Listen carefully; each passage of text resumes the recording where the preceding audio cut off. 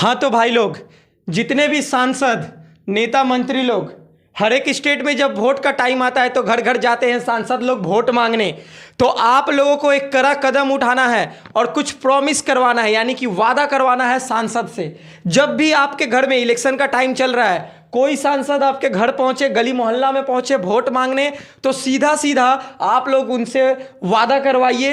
क्या वादा करवाना है? युवाओं के लिए, नवयुवक छात्रों के लिए, ताकि उनका फ्यूचर बचा रहे और आने वाला पीढ़ी भी सही रहे और हमारे गली मोहल्ला, राज्य और भारत का नाम हो और देश आगे बढ़े। तो बस सारे सांसदों से जब वो वोट मांगने आ रहे हैं, आप लोगों को क्या वादा करवाना है? बस टोटल 7 वादा करवाना है, 7 वादा।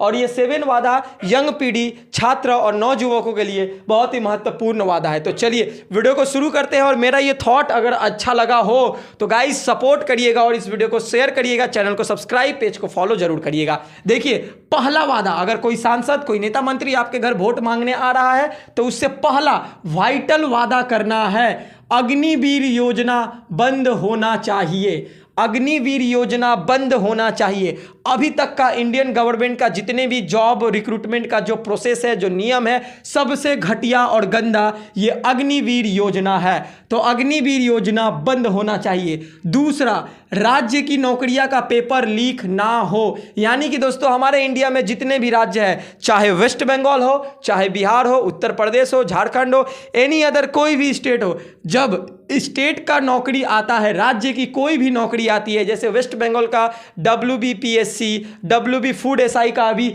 हाल ही में जो एग्जाम हुआ उसका पेपर लीक हुआ, उत्तर प्रदेश पुलिस इतना बड़ा भर्ती पेपर लीक हुआ, बिहार का टीचर भर्ती का पेपर लीक हुआ, वेस्ट बंगाल का टीचर भर्ती में घोटाला हुआ।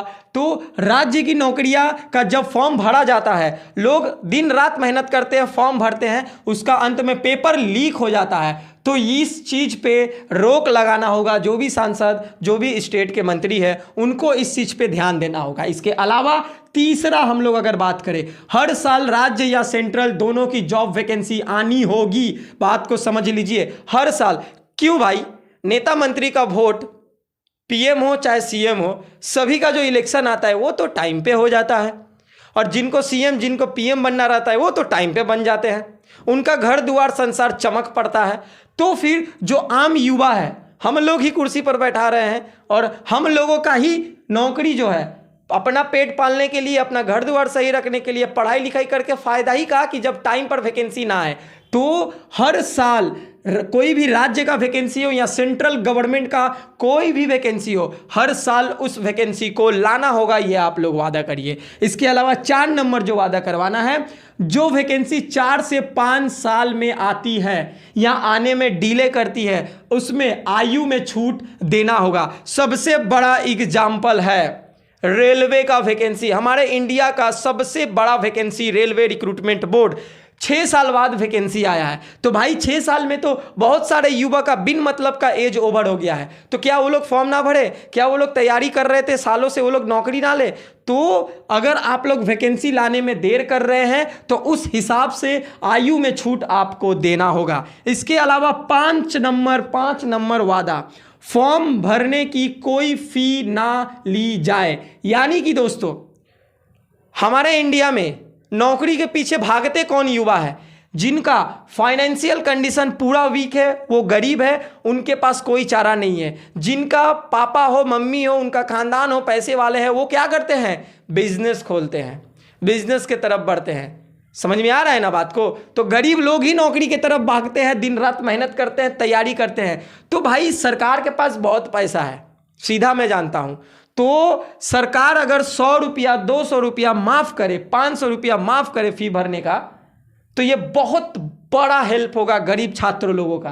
तो फी भरने का जो फॉर्म भरने का फी है उसको माफ किया जाए, ना लिया जाए। आते हैं 6 नंबर, 1 साल में ज्वाइनिंग हो जानी चाहिए। ये तो भाई सबसे बड़ा मुद्दा है।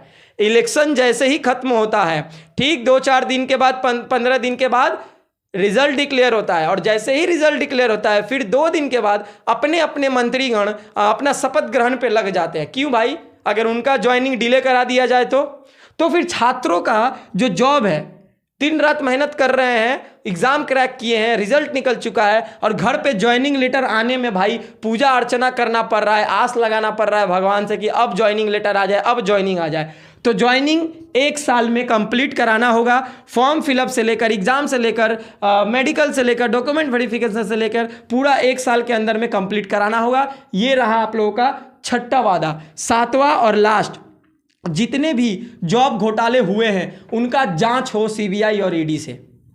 जितने भी वेस्ट बंगाल में बहुत बड़ा टीचर भर्ती घोटाला हुआ, वेस्ट बंगाल फूड एसआई का पेपर लीक हुआ, बिहार गवर्नमेंट का टीचर भर्ती घोटाला हुआ, बिहार पुलिस का पेपर लीक हुआ, उत्तर प्रदेश पुलिस का पेपर लीक हुआ, राजस्थान में चल जाइए आरपीएससी का, वहाँ पर हुआ। तो ये सारे चीज़ का जो जांच है वो करना होगा।